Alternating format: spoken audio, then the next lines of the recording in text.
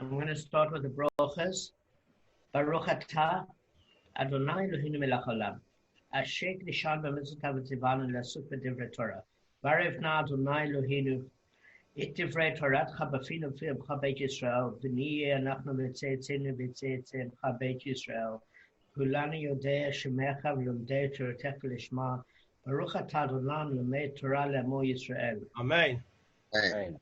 Baruch atah Adonai Eloheinu melech haolam.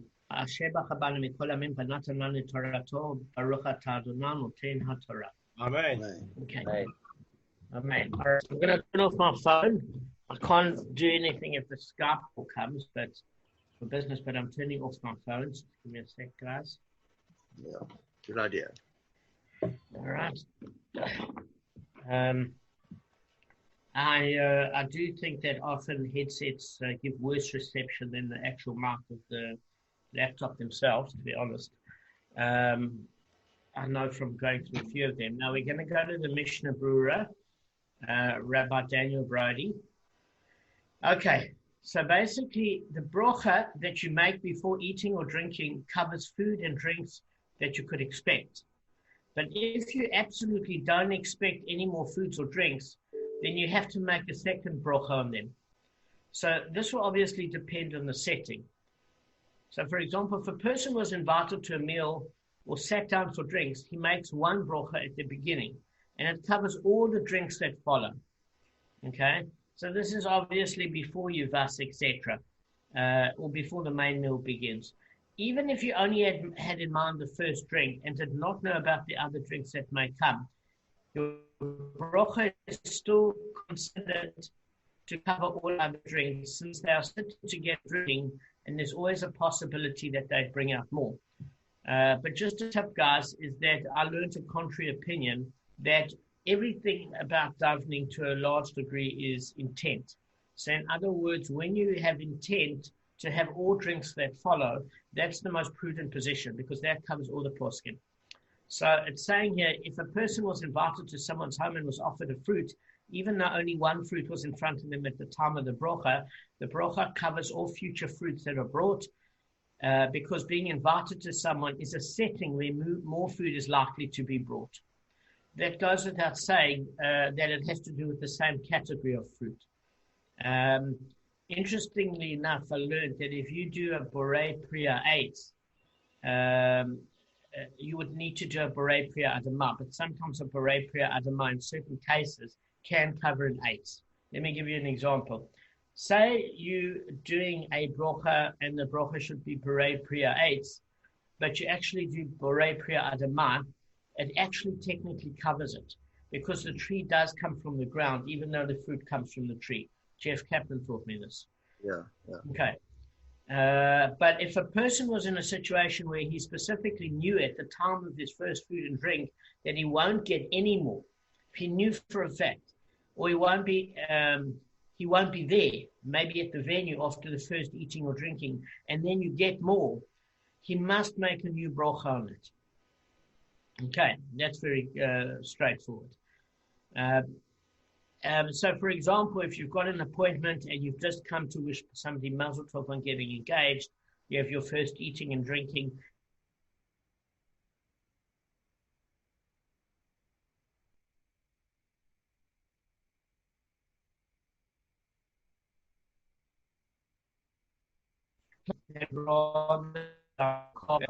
And sitting in a restaurant when one of them happens to offer him a drink.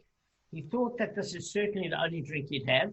After all, he's just passing them and on his way afterwards. But then one thing led to another, and then someone else at the table offered him another drink. He'll have to make another brocha on the second drink. That's because at the time of the first brocha, he specifically only had in mind the first drink. To contrast, had he sat down or been invited on a formal basis, then his first bracha would have covered all future drinks. So Rabbi Daniel Brody is saying that, the same thing that I'm saying here. The best advice is to have in mind that your first bracha covers all future drinks, regardless whether you expect them or intend to leave. Remember, I suggested to you to do that in the beginning. Rabbi Daniel Brody is suggesting it, so please don't take my word for it. He's a rabbi, I'm not. So I'm pleased he has that sort of backing. Now, Mishnah Brura, we're on 179, and the Shulchan Aruch on 179. Section 16 in the Mishnah Brura of 179, and in Shulchan Aruch, section 5 of 179. All right, guys, we've covered that, and we're going to do the Daf Yomi. Not Daf Yomi, Daf Shavua. That's kind of feeling a bit slow at the moment, but we've missed 2 sessions. Now, just one question. Kevin asked me a good question last night. I think it was yesterday afternoon. Yeah. All right. So, Arthur, I hope you're recording the shiur because my stick is playing up. I've had to reboot a few times. Well, I hope you're recording because my son called me and it cuts into if somebody calls. So, did you put your phone off, mate? Like I took my phone off. It's not that. If a call comes through, it cuts my internet. Oh, that's useful. So now what? Now what do you want to do? Because I haven't got it back. At the moment, he called me. I said, "Don't bother me. I'll call him later." All right. It's great. Is there anybody else that could help record, or because we're going to have a problem if we lose? I can record if it's available to me. I'll have a look. All right. Let me give you permission to record it. Okay, if you give me permission, then I'll find it. Give it to me. I've given it to you. No, I've got an option to record here. Have you given me permission? Yeah. Yes, I have. I know it cuts you off. Okay. I'm recording. I've got a good line and I hardly go off. I'm fine there. Listen, sorry, but it's not you. I've had the 3rd time of rebooting. This thing's driving me crazy. It's not your fault. Yeah, and my family and friends and customers don't talk to me anymore, so I'm cool. They do. They do. All right, let's get started. All right, Kevin asked a good question. And because sometimes Kevin, do you remember your question yesterday? What you basically said is you don't understand what this has to do with the law of price fraud. Remember you asked me that. Why was it brought up? So I just want to answer the question very quickly. So basically, Rabbi Bar Ula said that we talk about real estate because it means something that is worth any amount of money. So the first interpretation is it was called something worth money.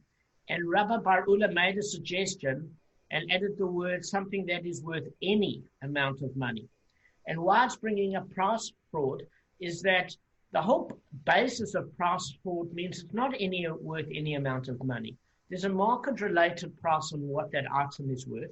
And if you charge more than that, up to 1/6, you refund the difference of the overcharge. If it's more than 1/6, the deal is null and void. So then it's not worth any amount, is it? If there's the right price to charge. Does that make sense?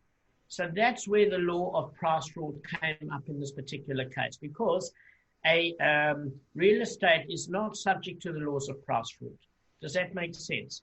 And then Gavin asked a good question and said that he thought it is up to double. So the Meforshim generally say that there's no such thing as price fraud with regards to property, that you could even charge more than double.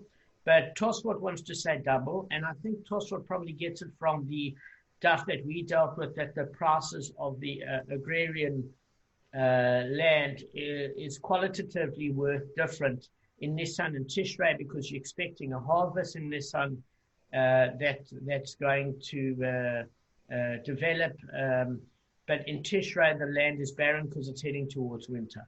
So I think that's where Tosfot gets it. Does everybody understand that before we go on? Because I do want to go on. Yeah. Yep. Okay, good.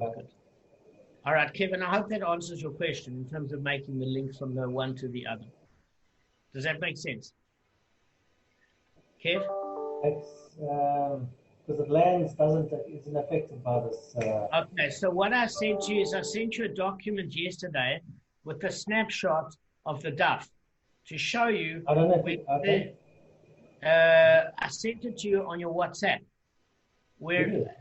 Yes, of course I did, and you thanked me for it. I'm just going to share the screen a second, guys, just to show you the link quickly, and then we're going to move on immediately. Okay? You did, Stefan. You did, yeah. Okay, just give me a second, guys. Okay. And then we need to move on. Graham's got a question for you. Yeah? Is it price forward with VAT as well? Because they're charging 17.5% here, and you're not allowed to go above 16.6 because that's 1/6. Is VAT a price fraud? Very funny. Every government should be hung up and shot. Anyway, guys, just look at your screen a second. Yeah. This is what I said to Kevin. Yes. So, Michael, just read it. Rabbi, I can't hear you, Michael. items worth money is referring to something that is worth any amount of money. And what is that? It is something that is not subject to price fraud, which is the halakha with regard to land. Unlike the sale of movable property, the sale of land is valid, irrespective of the sum for the land for which the land is sold. The Gemara challenges this explanation. But slaves and documents are also not subject to price fraud, and yet these are not included in the phrase. Items worth money, as the court does not collect payments of damages from them. Fine. All right. So, Kevin, this is your evidence. That's what I sent you on WhatsApp, and I wanted to share it with the group. So the link is that if there's no price fraud, then you can charge any amount of money. And that's what Rabbi Ba'ula is saying, is that it refers primarily to real estate.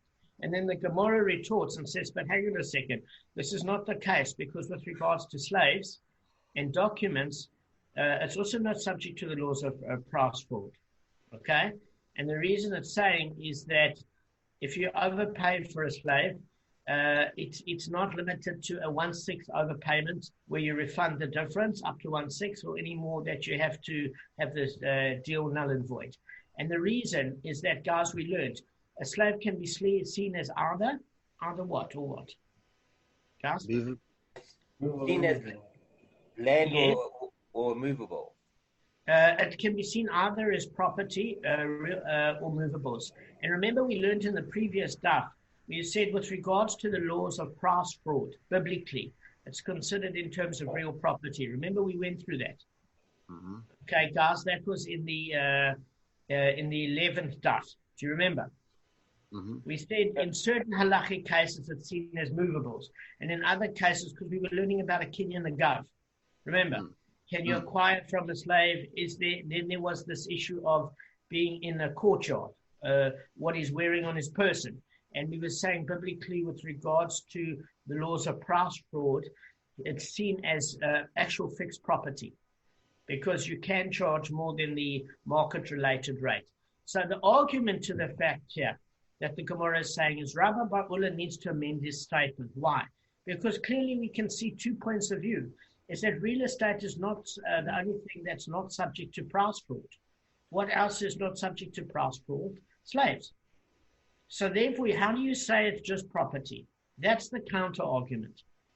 With regards to documents, it's not subject to price fraud because it's a document. All a document is that you're paying for is it's a document proving ownership. It's a contract. There's nothing inherently worthy in a document. Does that make sense? Yes. Yeah. Okay. Yes, Michael. So Damon, are you saying, whenever you say slaves aren't included, you assume they are movables. It's as simple as that, right? No. So what it was saying where you just read is that there was certain... Movable. Okay. No. I'm not using the word immovable. I'm going to use the word clearly because it's a bit of a tongue twister. Yeah. So in certain cases, halachically, we saw, we did a whole daf on it. Are slaves considered like fixed property, or are they considered movable property? They're still your property. Yes. But are they considered fixed or movable? Yes. And we went through a whole thing about can you acquire movables from a slave, and if you can, it's then deemed as being physical property, just like with the kinyan agav, that you can acquire farm equipment on a farm, etc., and it doesn't physically have to be located on a farm. We did a whole stuff about I remember. Right. So what we're saying is here, in the beginning of doing that daf, we said that with regards to the laws of price fraud, it doesn't apply to slaves. We said that even in the beginning of that daf, because biblically they're considered like fixed property. Okay. Why? Sorry. Other way around. Yeah. In other words, if you oversell the value and the guy says, no, but it's not worth it, it's not subject to those laws where you've got any claim against the person. It's subjective in nature. In other words, a property price is easy to understand. Why? Because of the fluctuations of Nisan and Tishrei. But even a slave, it's not an objective value because to a certain extent, it's got different assets in terms of physical strength, cognitive abilities. Right. Remember, slave is just a human being. So, for example, if it's got a particular talent that it's able to, that the individual is able to sing well and entertain people, that's an ethereal terms of value where you would have that slave and he would look after the guests, etc., and he'd entertain them with singing and musical instruments, etc. So that would be more valuable than a slave that has got no musical talent whatsoever. But that is not that's an ethereal or subjective value. It's not a value because somebody that's not entertaining guests would not see that slave as having a valuable attribute with regards to entertaining people. Right. Am I making any sense? Yeah. But in that particular case, it can't be subject to price fraud. And then there's a second reason, is that one of the reasons that we're going to address is how our slaves acquired, and we're going to go through this now. So, because there's this issue of this counter argument with Rav Ba'ula, Bava Kamma, and saying slaves in legal documents are also not subject to price fraud. The Bryce then states that something worth money refers specifically to real estate. Yes. So then this phrase is not being understood as being something worth any amount of money. So now Rabbi Bar-Ula is going to rephrase it and say another explanation. He's going to say, let me propose something else. The phrase should be understood to mean something that is acquired through money, namely real estate. So now he's amending it. Because you must remember that these arguments took place in the base midrash and they were a discourse of intellectual exercises of saying, does it mean this? Does it mean that? Etc. And coming to a legal understanding of what these objective terms mean. Does that make sense? So we're going into the base midrash and almost hearing them having a discussion. So Rabbi Bar-Ula now has amended his statement and says, maybe this phrase should be understood as meaning something that is acquired through money, namely real estate. Okay? Mm-hmm. Now, let me tell you why he's proposing this. In the sale of real estate, ownership is transferred through a payment of money by the buyer to the seller. And you're saying to me, okay, so Marco, you might be saying to me, big deal. Everything is transferred through payment. Aren't you going to ask that, Gavin? To me? No, there's a problem with immovables because it's based on acquisition. Correct. I see you've done your homework. So it's based not only on acquisition, but it's a primary factor. So as far as real estate is concerned, okay, you can't physically hand me real estate. The only way it can be transferred primarily where a sale is counted is through money. Fine. Now, in the sale of movables, however, ownership is transferred exactly as Gavin said. Well done, Gavin. And you see, that's why your mark should work, because you make good insights. In the sale of movable, however, ownership is transferred by the buyer taking physical possession of the purchase object. Even after the buyer pays for the object, both the buyer and seller may legally withdraw from the sale as long as the buyer has not yet taken physical possession of it. So, Michael, what we're saying with movables is as follows, is that if you've given me money for that movable article, but I haven't yet done made a kinyan, a physical acquisition of that object, I can withdraw from the transaction, and so can you. There has to be a physical changing of hands to hands. Does that make sense? Yes. So that is required, but it's not required in property.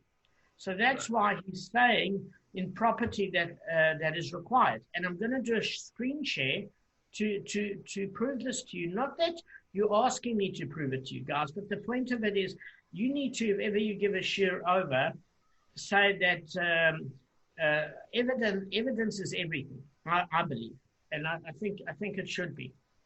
Just hang on a sec. I'm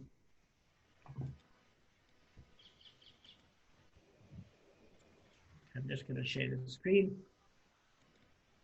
Right. Now, where's the other point in Kedushin that I had? Yeah. Property that serves as a guarantee, like we did learn property that serves as a guarantee because it's not going anywhere. Okay. But property that does not serve as a guarantee, movable property, can be acquired only through pulling. Property that does not serve as a guarantee, which we mean is movable property, can be acquired along with property that serves as a guarantee. Remember, we learned this with a Kenyan Agav by giving money, by giving a means of giving a document, or by taking possession of them. The movable property is transferred to the buyer's possession when it is purchased together with the land by means of an act of acquisition performed on the land. Okay, so one of the things that we learned is that anything to do with a movable has to have certain. Why is it brought up? Firstly, I wanted to ask you guys, why do you think it's brought up in Kedushin?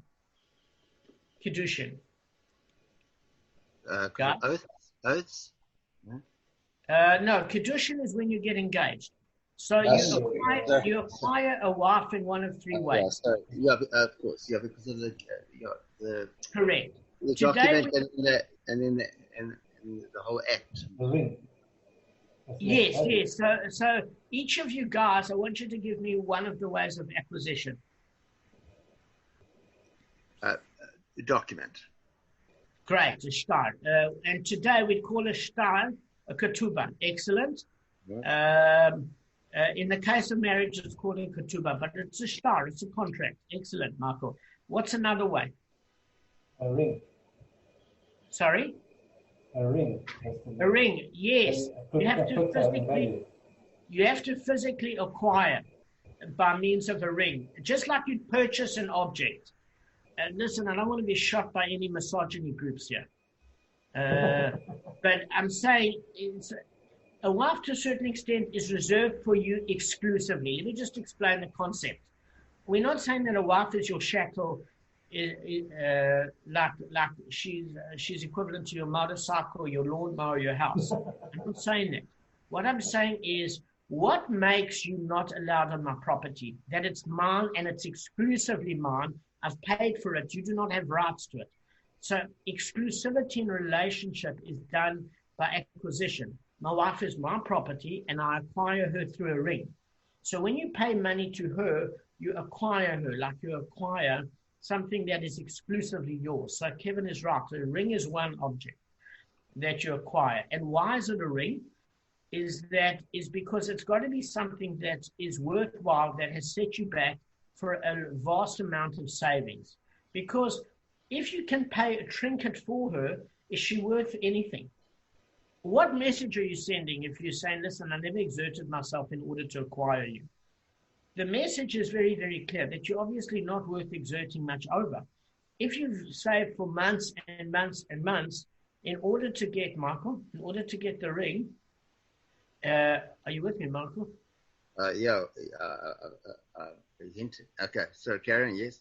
No. I thought you were falling asleep in the shiur. I'm concentrating. When I go like that, I'm really concentrating. Okay, it wasn't a mussar shiur. Yeah. God forbid you. Okay. No, come on. Come on. No, not that. Got to tread on eggshells in this shiurim. Not that. What I'm saying is that, these people that buy rings at Stearns and they get engaged. Halachically, Gavin and I learned that you actually are not married to the person because you haven't paid off that item. It's got to be an item that you own in order to acquire somebody else. It's your money. Yes. If you buy an item and you're paying it off, it's not yours to give. So you can't acquire somebody with a ring that you're paying off. But it has to be of substantial value. So you're sending a message out there that that person is worth a lot of blood, sweat, and tears, which comes during the marriage. And this is just an indicator. Okay. So that sorry. So that is obviously the one aspect, and the other aspect is an act of acquisition, which is beer, which is sexual intercourse. If you haven't consummated the relationship, it's not an acquisition. So on a property, for example, remember we walk around the parameter.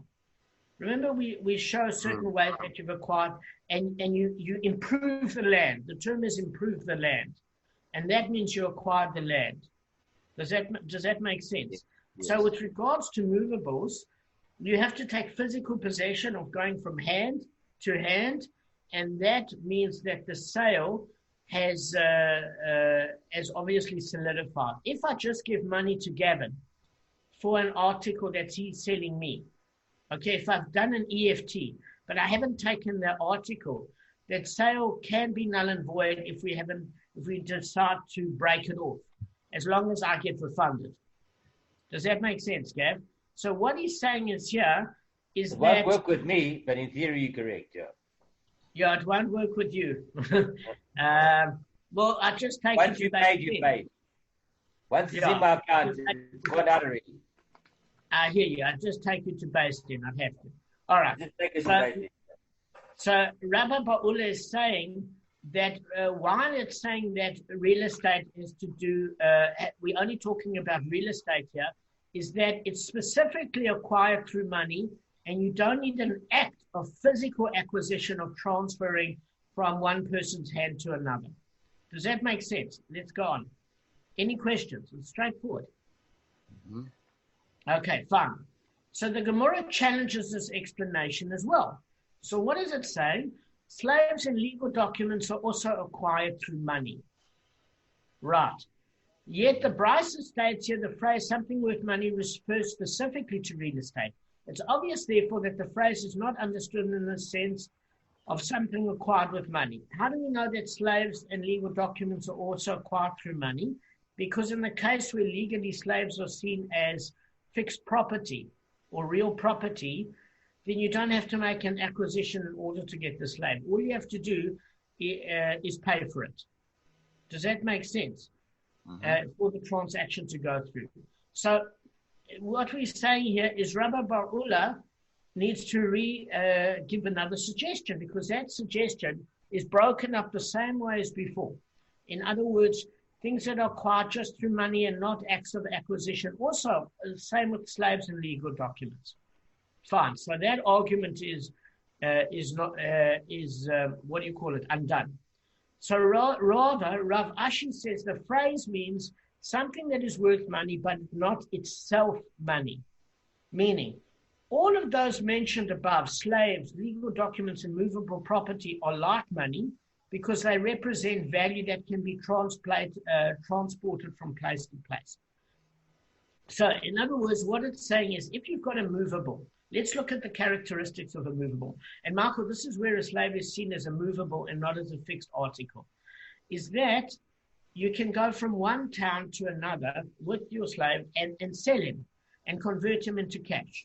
Same as that you could with brand or a car or anything else. And since the movable nature, you can convert articles that are movable to cash, or you can take cash and convert that and purchase anything with it.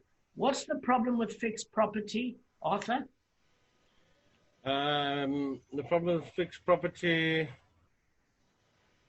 is it's not liquid. You can't That's exactly it.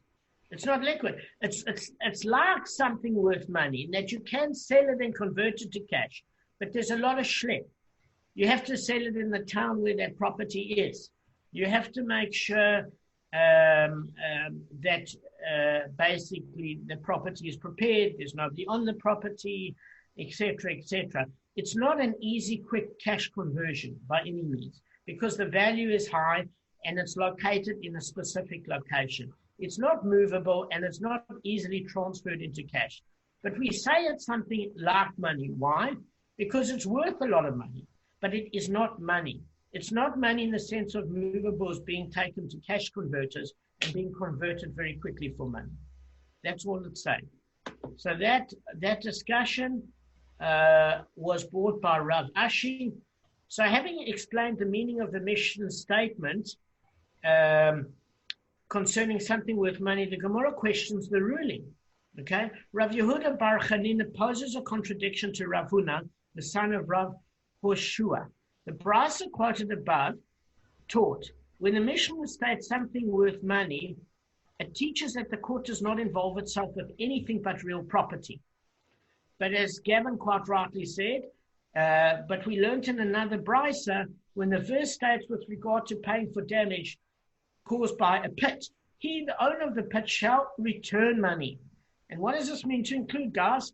Any article worth money as an acceptable form of payment. You can even pay with something such as bread, because as long as you can sell it to that value and get your cash back for damages. So we can see from this Brisa that even movable property can be collected. All right. Now, what did we propose as a solution here? We said that if you don't trouble the court, right, that you can pay with anything worth money. If you trouble the court and you go through this whole legal proceedings, then you have to pay with choice property. Remember, that was in 7a. So the Gemara answers that indeed the court can generally collect from damages from ordinary movable property. This was particularly true in post-Talmudic times. Okay, you're looking here at about the 4th century AD. And what happened then is that we discussed that according to the Rambam, the Rev, the Nizkei Mammon, that the society changed from what? An agrarian culture to more of a town and city sort of culture where people didn't have property that they were growing subsistence farming vegetables with and fruits, etc., and that things moved to movable property. Also, what happened was in post-Talmudic times, often Jews were on the run because of pogroms and all sorts of other travesties that we went through. So movable property is what you had. It wasn't always safe to have fixed property because your foreign land would just take it over and then you couldn't get your money back for it. Does that make sense? So on post-Talmudic times, movable property was also subject to collection of debts. Just something to bear in mind. Okay. We've got 3 minutes and 47 seconds. I'm going to go as quickly as I can.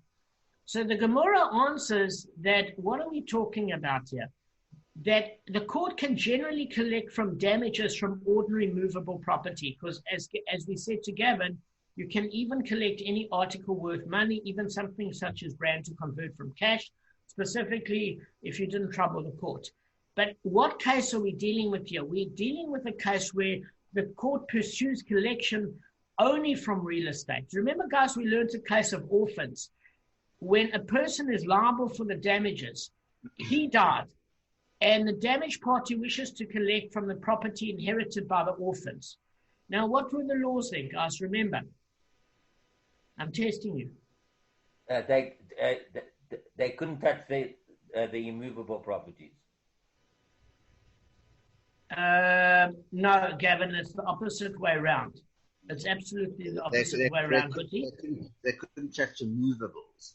Yes, Michael. Oh, sorry. That's what I meant to say, what Michael said. Sorry, I got the words mixed up. No, yes, okay. They couldn't touch the movable, the stuff that they can move. Sorry. I just used the wrong word. I apologize. All right. So there's two things. That basically, if it was real estate that belonged to the orphans, you can't collect it because it has nothing to do with the parents' debt. The parents owed money either as a creditor or they damaged somebody's property. So therefore, the parents owed money. If a child bought property, it has nothing to do with the parents' debt. So even if there is property, but it's owned by the children and it's not an inheritance, they can't collect from that. And they can't collect from movables. Why? Because you can't prove that those movables necessarily came from inheritance. Because a father, while he was alive, if he knew he owed a stack of money, he would go to his kids privately while he was very sick and give all the movables away. And it's very difficult to ask for a bill of receipt because the person can say, I bought it at the shuk, I don't have a receipt. So the only thing that you can prove is a piece of property. Does that make sense? So a physical piece of fixed property is subject to collection with a case of orphans, but not movable property. And this is what the case is dealing with here. Right. So accordingly, the collection is subject to the general rule that debts of a deceased person can be collected only from the real estate inherited by the children and not from movable property.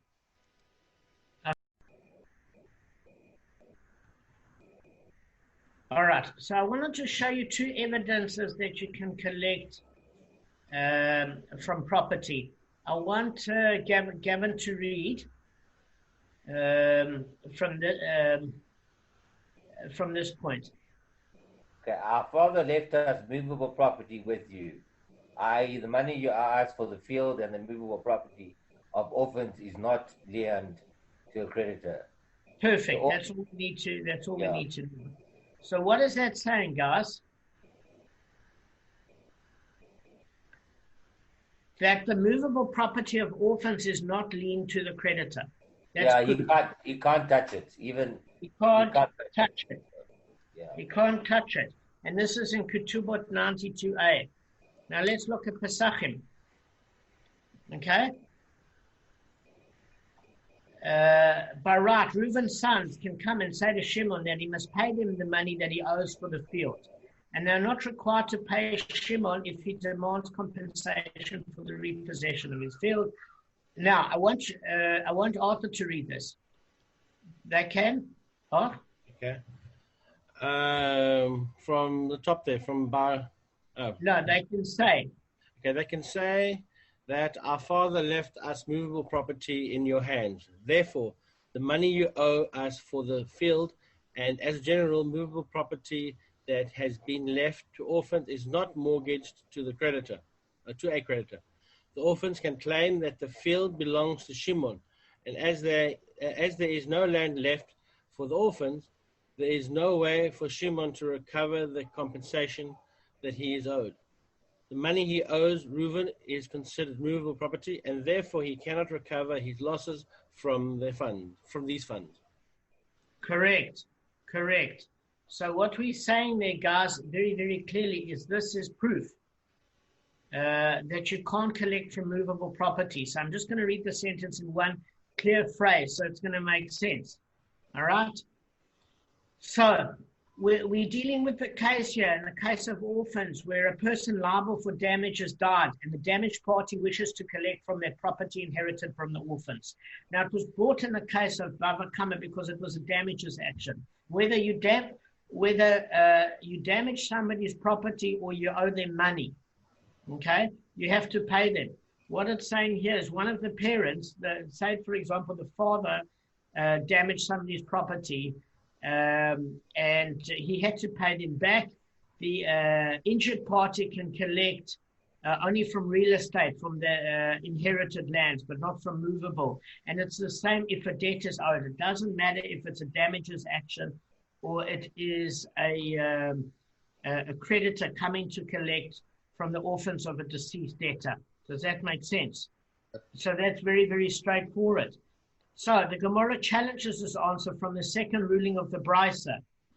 And it says, if the Brisa is discussing a case of orphans, then consider the last ruling of the Brisa, which states, if a damaged party went first and seized movables, the court will collect for him from them. There was a line that stated in the beginning of 14b1, and it states that the court does not involve itself with anything but real property. However, if the damaged party went first and seized movables, the court will collect for him from them.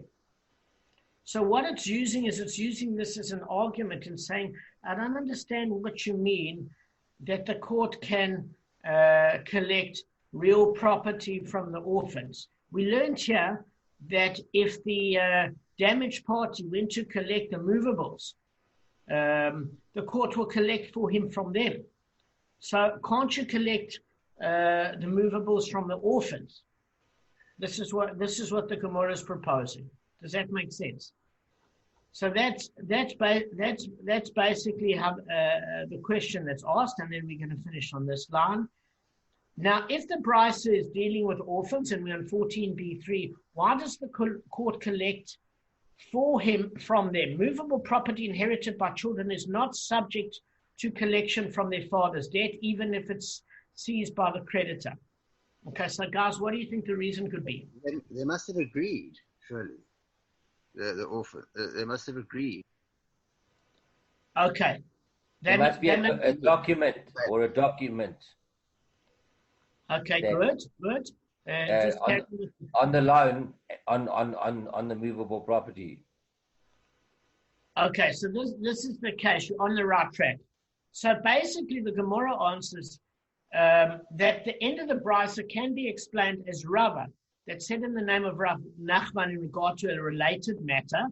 Some of the movables is effective where the creditor seized the property while the debtor was still alive. Therefore, here too we can explain the ruling at the end of the brisa to refer to a case where the creditor seized the movables while the debtor was alive. So we're saying that rule is still in effect. Basically, if the debtor has passed on and left it to the orphans, you cannot touch the movables. We learned this in Ketubot and Pesachim that are brought to you. Okay, Pesachim 31a. And we learned it in Ketubot 92a, that you can't touch the movables of orphans.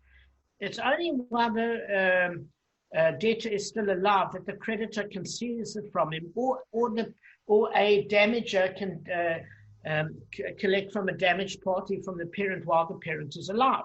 Okay? And all I wanted to do is show you the source of it, and then we're done. That's all I wanted to do. Okay? I'll be 1 second, then we're ready. Just getting the page open. All right. Yeah, I've got it. Sorry, guys. I had to bring my whole screen back while I was rebooting here. Now, I want Kevin to read this. On Ketubot 84b. Yeah. Read it, Kev. The Gemara asks, and according to Rabbi Akiva, is the seizure of a debtor's assets by a creditor, though there are others who have more immediate right to assets, not effective at all? Rather stood that Rav Nachman said, and this that Rabbi Akiva agrees that the seizure of assets is effective, is the case provided that one seized the property from the debtor while he was alive. However, after his death, the assets belong to the heirs. Is that not clear cut, guys? Yeah. So that one seizes the property from the debtor while he is alive. That's not only for a loan, guys, it's also for damages. However, after his death, the assets belong to the heirs, and you can't touch movable assets. Thank you very, very much. Thank you, Dan. Thanks, bud. No, thank you, Dave. Just very clear. Sorry. Arthur, I need to kidnap you for some technical help now. I've got problems. All right. Cheers, guys. Have a good day. Yeah, cheers, bud.